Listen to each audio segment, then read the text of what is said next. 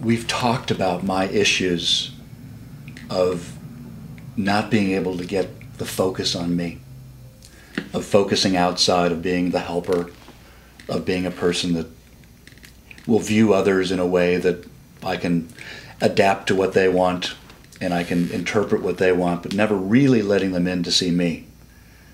And that a big part of what I need to do for me is to allow that, to allow people to see me, to be vulnerable, to expose myself. And yet I know others, many others, and even others out there that I work with or help that I consider to be absorbed in themselves and just simply narcissistic people. And so where is this line of healthy focus on oneself and an unhealthy or narcissistic focus on oneself? Well, I think the answer is balance and some kind of mutuality. And also, not only focus on yourself, but the actual focus itself is rooting for and is looking for some kind of well-being or quality that's going to make everybody happy.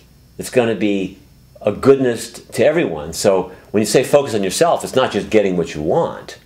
It also might be getting what you want in a way that's good for everybody else. So it would involve a kindness or a trust or a tone of voice that just makes everybody around you feel better. So it's both a mutual focus, but it's also, when we're talking with each other, the focus actually evokes more trust and peace and compassion. So in a certain way, even if you have a mutual focus and both people are just self-centered and really don't have any interest in being more of a caring person, that's not really going to be that fulfilling. It's going to be empty. It's not that they're being punished or that just because they're bad people. It's just empty to be fully self-centered. And one of the beauties of life, and it's a really subtle beauty, is it's not that we should be compassionate. It's that when we get to be compassionate, we're rewarded because it feels better. When we're in a state of trust, it's just wonderful. When we're in a state of peace, it feels the best. So really the internal focus and external focus is half the issue, and the other half the issue is what qualities are we seeking while we have the focus on ourselves.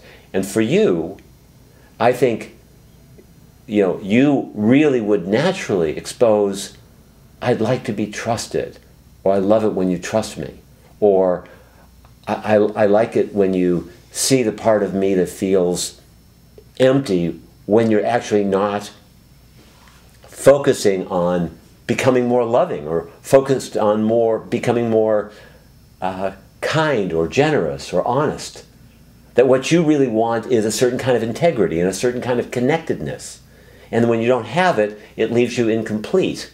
So for you to share, because you are such a naturally generous person, it's the need for that and the feelings of pain that come to you when the qualities that are being exchanged aren't including that. So when you share a feeling of emptiness or disconnectedness, it actually appears to be focused on you in a self-centered way, but it's actually a form of compassion, and it gives the person a chance to give to you in a beautiful way and empower them to bring the best in them to you.